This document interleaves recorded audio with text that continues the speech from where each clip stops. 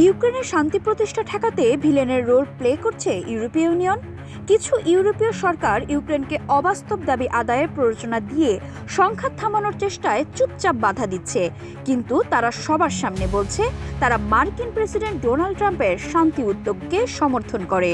যুক্তরাষ্ট্র চালটি বুঝে ফেলেছে বলে সংবাদ মাধ্যম অ্যাক্সিওস জানিয়েছে। ইউক্রেন সংঘাতের শুরু থেকে আজ পর্যন্ত ন্যাটো জোটভুক্ত ইউরোপের দেশগুলো ছিল যুদ্ধবাজের ভূমিকায়। সাবেক মার্কিন প্রেসিডেন্ট জো বাইডেন তখন তাদের নেতা ছিলেন। ইউক্রেনের মানুষের মৃত্যুর পেছনেই তারা টাকা ঢেলে গেছে। এখন ট্রাম্প যখন ঠেলে ধাক্কিয়ে রুশ প্রেসিডেন্ট ভ্লাদিমির পুতিন এবং ইউক্রেনের নেতা ভ্লাদিমির জেলেনস্কিকে শান্তির জন্য এক টেবিলে বসাতে চাইছেন, তখন ইইউ কি করছে? পুরো শান্তি প্রক্রিয়ায় প্রাধান্য নিতে চাইছে ইইউ, যেন নিজেদের হাতেই তারা তা ভেস্তে দেবে। কিন্তু বিনিয়োগ আর অর্থ ব্যয়ের প্রসঙ্গ আসলেই তাদেরকে আর খুঁজে পাওয়া যাচ্ছে না। সেই দায় তারা যুক্তরাষ্ট্রের ঘাড়েই চাপাতে পারলে বাঁচে। সংবাদ মাধ্যম দ্য আটলান্টিক থেকে জানা গেছে, ইদানিং ইউক্রেন ও তার ইইউ মিত্রদের ব্যাপারে ট্রাম্পের হতাশা বেড়েছে। আলোচনার মাধ্যমে সমাধানের পথে তাদেরকে বাধা হিসেবে দেখছেন ট্রাম্প। একজন জ্যেষ্ঠ কর্মকর্তা দ্য আটলান্টিককে বলেছেন, ট্রাম্প ইউক্রেনকে কিছুটা নমনীয় মনোভাব দেখানোর আহ্বান জানিয়েছিলেন। হুবহু একইভাবে ভাবছে রাশিয়া।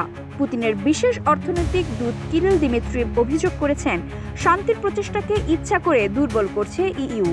ট্রাম্পের হতাশার খবর এবং অ্যাক্সিওসের সংবাদটি প্রকাশ হওয়ার পর তিনি বলেছেন, ব্রাসেলস একটি বাস্তব শান্তির প্রক্রিয়ার নাশকতা করছে। ইইউ অসম্ভব দাবি নিয়ে ছুটছে বলে তিনি মন্তব্য করেন। একটি বাস্তব শান্তি প্রক্রিয়াকে ভণ্ডুর করা বন্ধ করতে ইইউর প্রতি আহ্বান জানিয়েছেন দিমিত্রিভ। নাম প্রকাশে অনিচ্ছুক একজন শীর্ষ মার্কিন কর্মকর্তা বলেছেন, সংঘাত লম্বা করার অধিকার ইউরোপীয়দের নেই। তারা তলে তলে অযৌক্তিক প্রত্যাশা হাজির করছে আর সব খরচ যুক্তরাষ্ট্রের উপর চাপাতে চাইছে।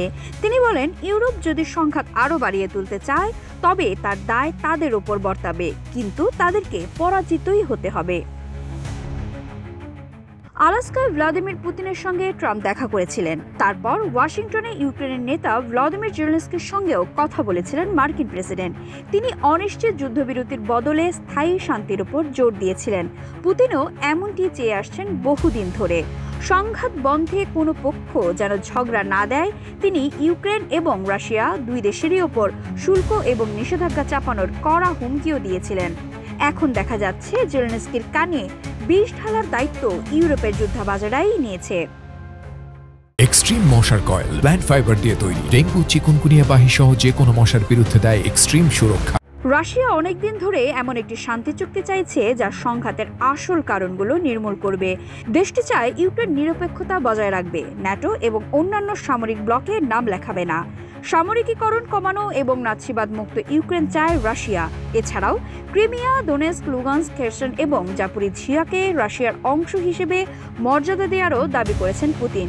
অঞ্চলগুলো 2014 এবং 2022 সালের গণভোটে রাশিয়ায় যোগদানের পক্ষে ভোট দিয়েছিল।